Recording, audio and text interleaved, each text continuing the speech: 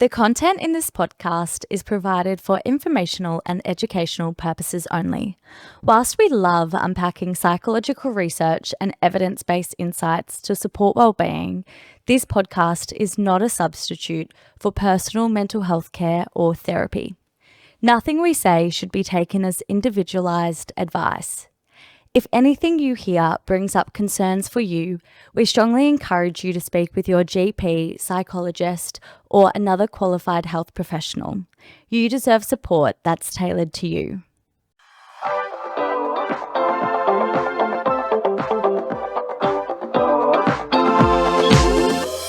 Welcome to This Might Help, where psychology research meets your real life. We're your hosts. I'm Dr. Kira Hart. And I'm Dr. Lauren Rossetti, and we're two Australian psychologists.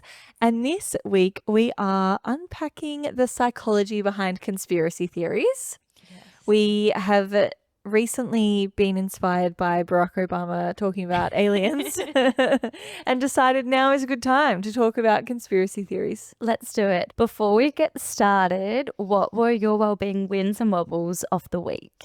My wellbeing win is that I have been implementing some of the strategies that we talked about in our Making Your Everyday Life Enjoyable episode.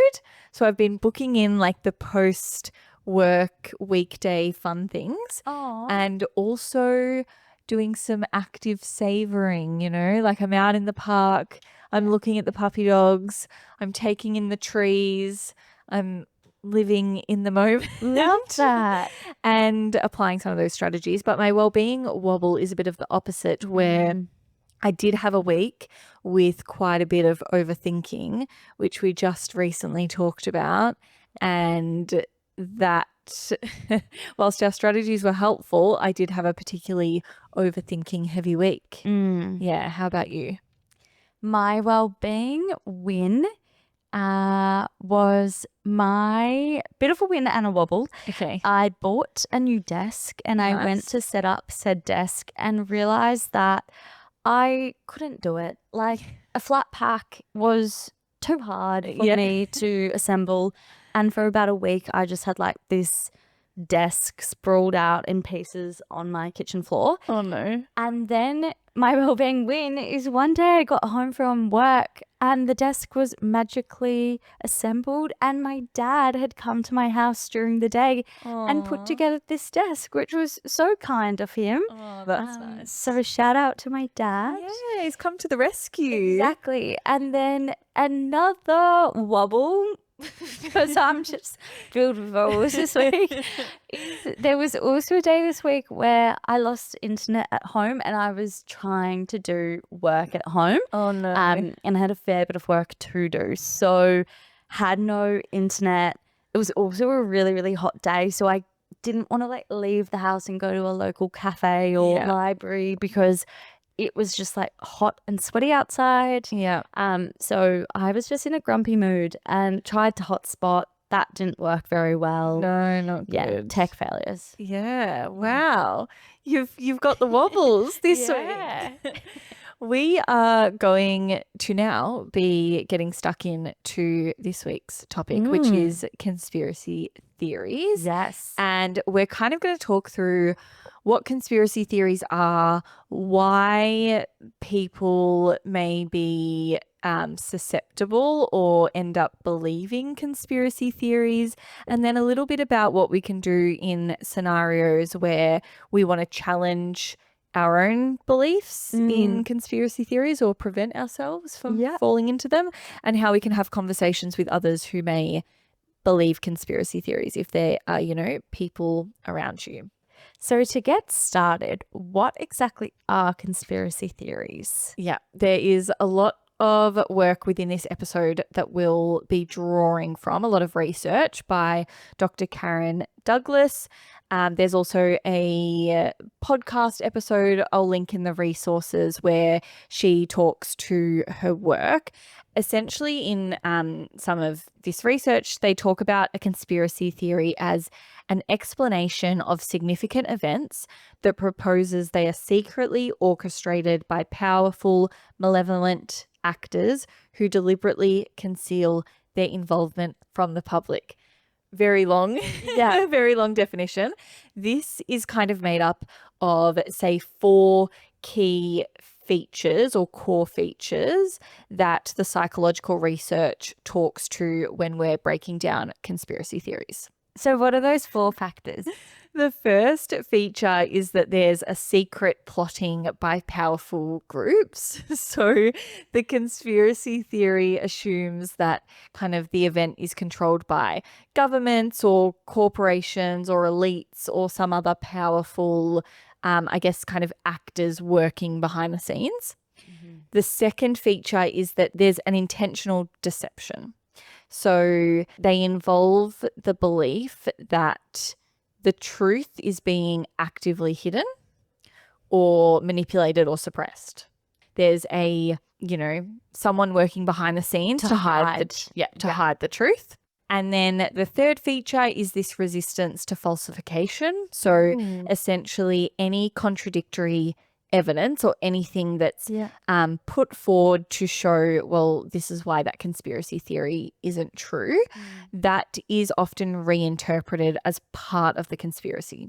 So, for example, if someone said, here is this evidence for why that conspiracy theory is not true, the response might be like, that's exactly what they want you to think. Like that's a part of the conspiracy. Yeah. And it makes the belief or the conspiracy theory belief very hard to disprove to the person that believes it, because the evidence raised against the conspiracy theory is like kind of taken in as part of that conspiracy theory. Yeah.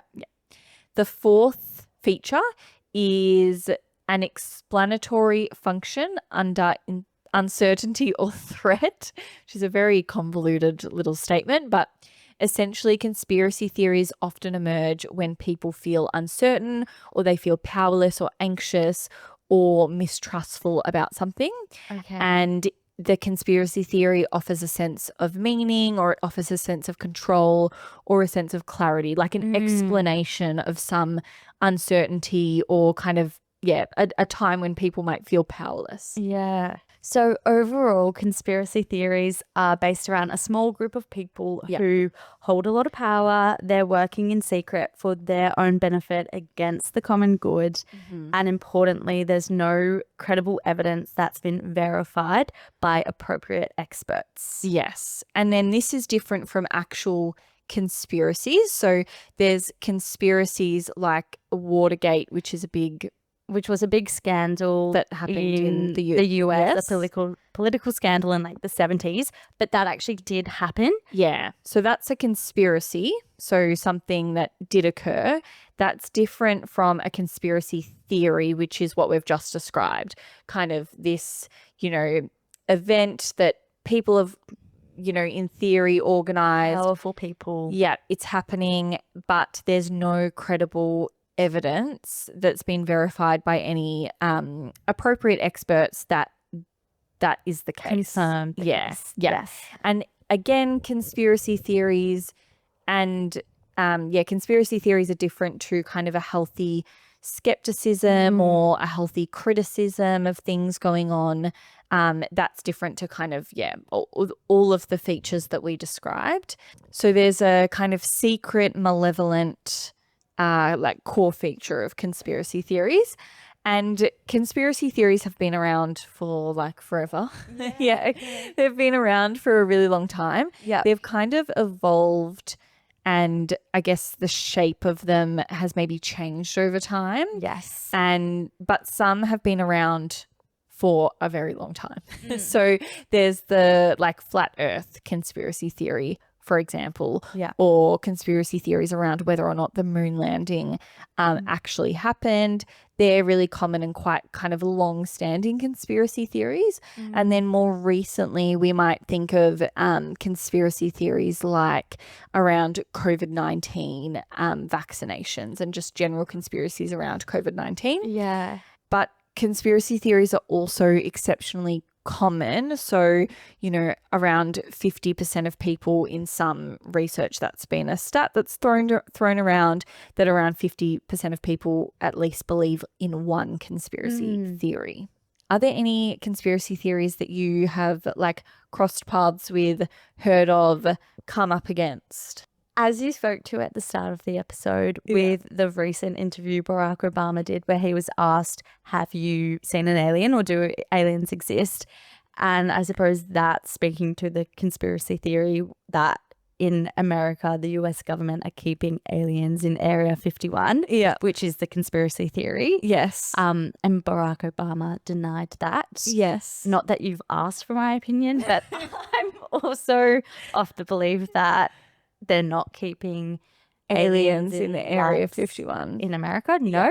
But that aliens, exist in the universe. Yes, big believer of that. The universe is very vast. They're out there somewhere, but not that you're asking for my personal opinions on whether aliens exist or not. Well, it's your podcast too, Kira, so you let me know what you want. But and Barack did say that. Yeah. I agree with him. Yes. Yep. Yes, absolutely. Yes, so that's a very recent one. And then I think a conspiracy theory that's probably crossed our paths in the healthcare field was during COVID-19 around vaccinations that affected a lot of workplaces. It kind of comes up, especially when we work clinically with, just in hospital systems, kind of ongoing conspiracy theories about vaccinations is something that that's a big one. Yeah, that's a big one that we kind of cross in our lives.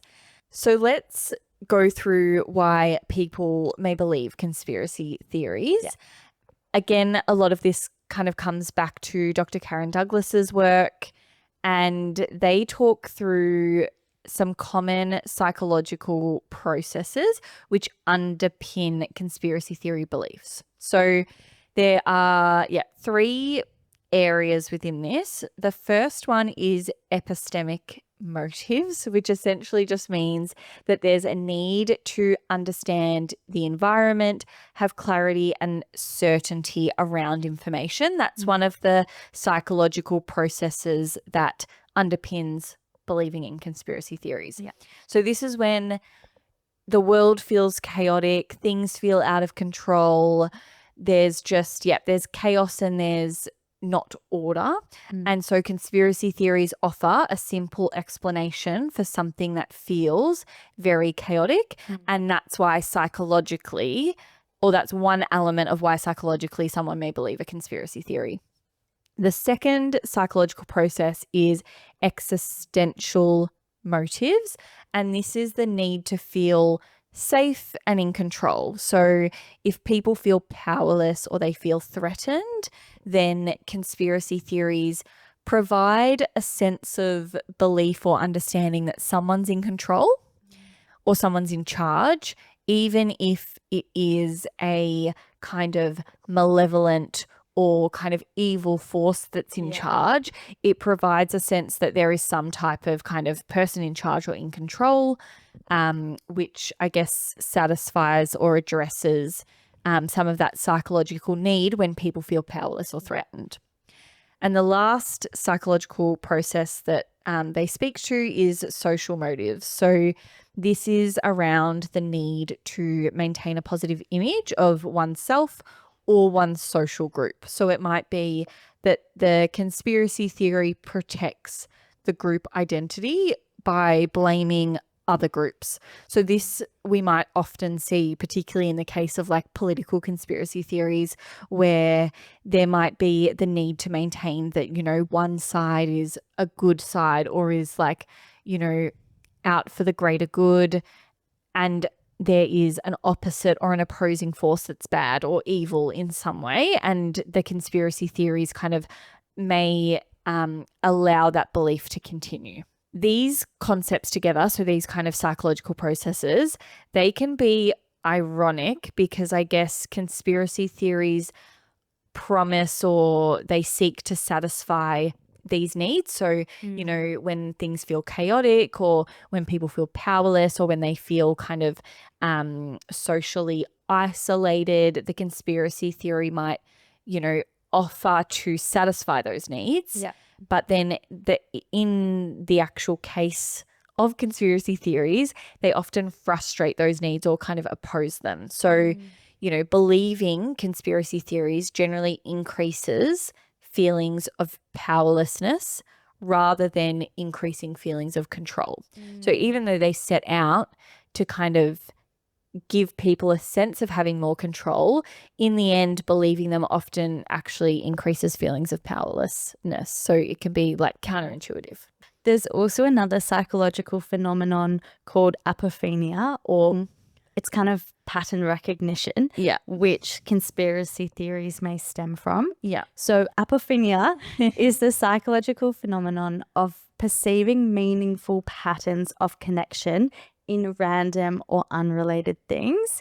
And this can range from seeing faces in clouds or seeing like animals in clouds, which so many of us do, to more serious beliefs about conspiracy theories or superstitions. And our brains are evolved to pick up patterns. So, you know, we're always kind of seeing or detecting patterns. That's an evolutionary advantage that our brains have. But I guess when it goes into overdrive, or if we start kind of pairing or putting connections together where there may be not there, or where there's valid evidence that they aren't there, that's when some of those more serious beliefs like conspiracy theories can come into play. Like just because there's a pattern, it doesn't mean that X is causing Y. For example.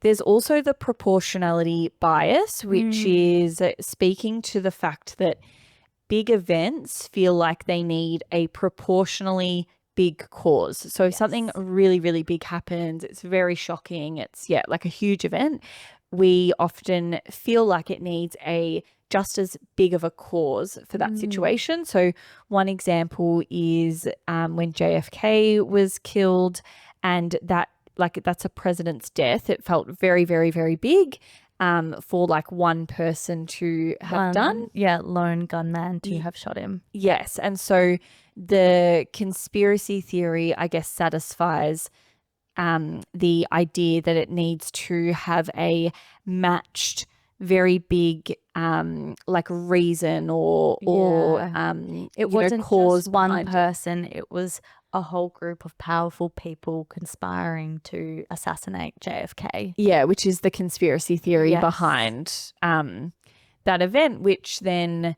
you know, might match the magnitude of what has happened. So there are things that influence our likelihood to believe conspiracy theories. These are just, I guess, kind of things like our own experiences and some of our own cognitive skills. One of those that comes up, I guess, consistently in the literature and in the research is a higher level of education is generally associated with a lower likelihood of having conspiracy theory beliefs. This is not just as simple, I guess, as saying like if you've had more education, then you won't believe in conspiracy theories. It's more that I guess there's a lot of things that could contribute to that relationship. So critical thinking skills are really important in kind of unpacking and I guess coming up against conspiracy theory thinking. And those critical thinking skills you might use or learn quite a bit in higher education, which is why that association might be there. So things like scientific reasoning ability, understanding correlation versus causation. So I remember uni, like right at the beginning, seeing graphs about, you know, if two things are correlated, so that means if two things are associated together, like for example, one thing they show is that the number of pirate ships in the sea is correlated with the like global temperature or something. So they're like two unrelated things. So they're not necessarily related, but they happen to be correlated. So they're both going up together. However, it doesn't mean that one causes the other. So it doesn't mean that because the temperature is rising, that has caused more pirate ships to be in the sea, for example. So those kind of understanding of just because two things are correlated doesn't mean one is causing the other, being able to evaluate evidence, being able to kind of generate alternative reasons for why something is happening, that those thinking skills are all protective against conspiracy theory beliefs, or they might be used and built within the education system, which is why higher education may be associated with less conspiracy theory believing. Yes. Yeah. And there's some real world consequences for believing in conspiracy theories. Yeah. So some of these can be harmless and there's no serious consequences, but others can have more personal or social impacts. Yeah. For example, you spoke earlier about the conspiracy theories around vaccinations and how such conspiracy theories may lead to reduced health seeking or health promotion behaviours. Yeah. Like distrust in doctors or not getting vaccinated, avoiding medical interventions, or the spread of like misinformation. Yes, the spread of misinformation. Yeah. There's also political and more kind of societal impacts. So I guess when the conspiracy theory beliefs are more of a political nature, they can be associated with, I guess, that distrust in government, but then also like decreased willingness to vote and like less participation in some of those social systems. There's also impacts for pro-social behavior and social cohesion. So this is where I guess conspiracy theory beliefs can impact how socially connected we may feel. So it might create like a sense of distrust between strangers. It might decrease kind of cooperation within groups.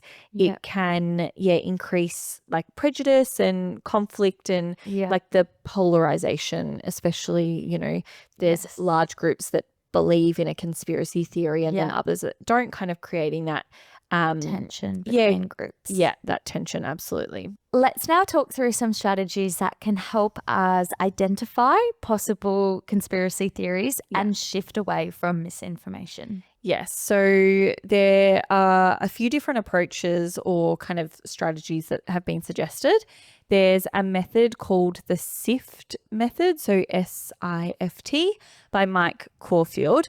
And this encourages us to stop, investigate the source, find better coverage, and trace the claims. So essentially the first step is stopping and kind of pausing, particularly before sharing information. So I guess this is probably particularly relevant to like sending something to a family member or friend, sharing it on social media. Yeah. So stopping first, pausing, then investigating the source. So who's behind this information? Where did it come from?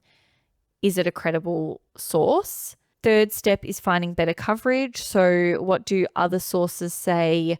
What do sources that are like trusted say? And then the last step is tracing the claim to the original source. So where did this bit of information come from? If there's a particular claim in that piece of information that you're consuming, what's the original source of that claim? And when we're thinking about evidence, some evaluation questions that you can ask yourself about evidence you're consuming might be, is this showing a correlation or a causation? Yeah. What's the quality of the evidence? What are alternative explanations? What could count as evidence against the claim? Yeah. And who benefits from this narrative being perpetuated? Yes. And there are also strategies to kind of protect ourselves against conspiracy theory beliefs or misinformation, and seeking out pre-bunking content before being exposed to the misinformation or conspiracy theory beliefs can be helpful. And I'll explain what pre-bunking is. I was about to say, what is pre-bunking? So essentially it's better to prevent misinformation from spreading than to try and debunk it all once it's spread. Yeah. So when misinformation kind of gets out, it often spreads very quickly, but the information to debunk that, or like the counter evidence for that, it often doesn't spread as quickly. And once we do consume it, so for example, if you've already consumed the misinformation or you're kind of in the process of believing a conspiracy theory, it's harder then for your brain to take on the information that is against that conspiracy theory or that is against that misinformation. So it is better to be thinking through those critical thinking strategies we talked about before. So like evaluating the evidence, thinking about the source, practicing kind of lateral reading is one method, which is essentially like as you're reading information, checking the sources as you go. So rather than kind of consuming the content and then later thinking, where did that come from, or not checking at all, better to be thinking about the source whilst you're consuming some of that content. And then being aware of our own cognitive biases as well. So what beliefs do you have that might lead you to believe one thing over another? Or what kind of, do you have, prejudices or beliefs that might make you, kind of sway one way or another, kind of keeping those, keeping awareness of what might influence our own thinking or believing when we're consuming this type of information. We also might find ourselves in the scenario where we have a close family member, a friend, a colleague at work who maybe has strong beliefs in a conspiracy theory, and we're looking to kind of open up a conversation about that conspiracy theory belief.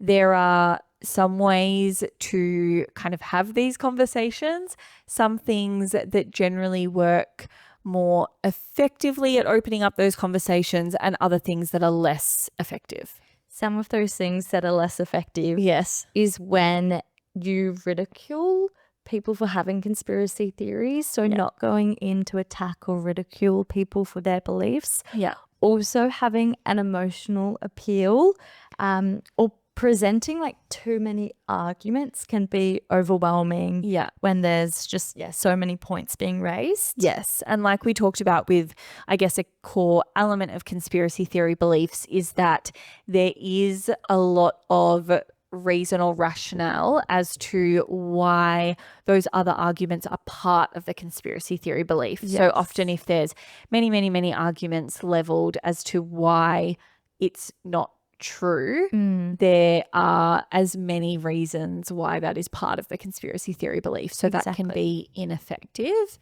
But there are a range of strategies that can kind of open up this conversation in a productive way. One of the first approaches is to, I guess, lead with those key facts. So avoiding or minimizing the repetition of the misinformation as much as possible, and instead focusing on those facts that you're kind of wanting to convey. Also providing alternative explanations for things when that's needed, like filling in the gaps when you see them there. Keeping it simple, like we talked about. So lots and lots of arguments is often ineffective, but really just focusing on like 3 to 4 key points that are like the main parts of the conversation you're wanting to have, and using credible sources. So, keeping them credible and bringing it back to those sources, and explain the technique. So talking about how misinformation is designed to manipulate or kind of gather that belief in the misinformation. So explaining how a particular source of information may be manipulating as well, and using kind of visuals or graphics or showing the evidence or information that you're speaking to can also be helpful. When we think back to the psychological underpinnings of conspiracy theory beliefs, we know that there are reasons why these beliefs might form, and it's important to consider those when we're having conversations, or if you are having conversations with others about these beliefs. So trying to understand the underlying need that conspiracy theory may be meeting for the person. So is it creating a sense of control? Is it protecting, a group identity? And then providing alternative explanations that might also meet those needs for that person. Not coming from that attacking perspective, and acknowledging the genuine concern that they might have as well about the belief.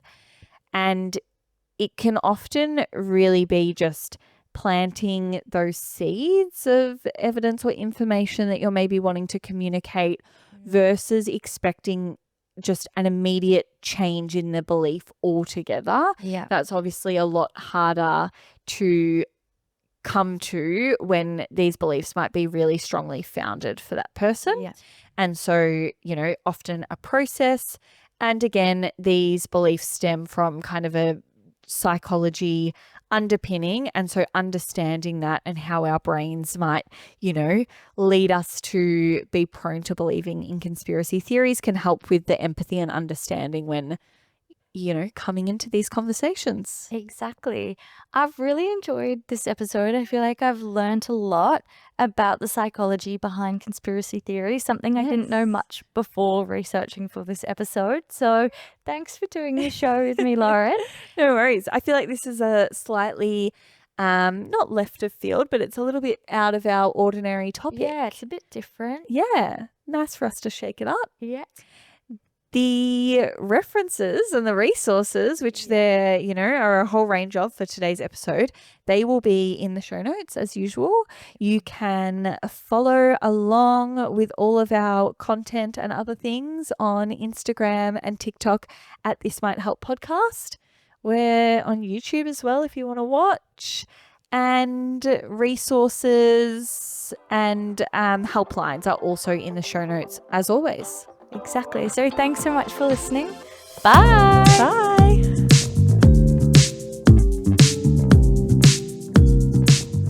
This podcast was recorded on Wurundjeri land. We acknowledge and pay our respects to Aboriginal and Torres Strait Islander peoples as the traditional custodians of this country. We honour their knowledge and resilience and the ongoing impacts of colonisation on wellbeing.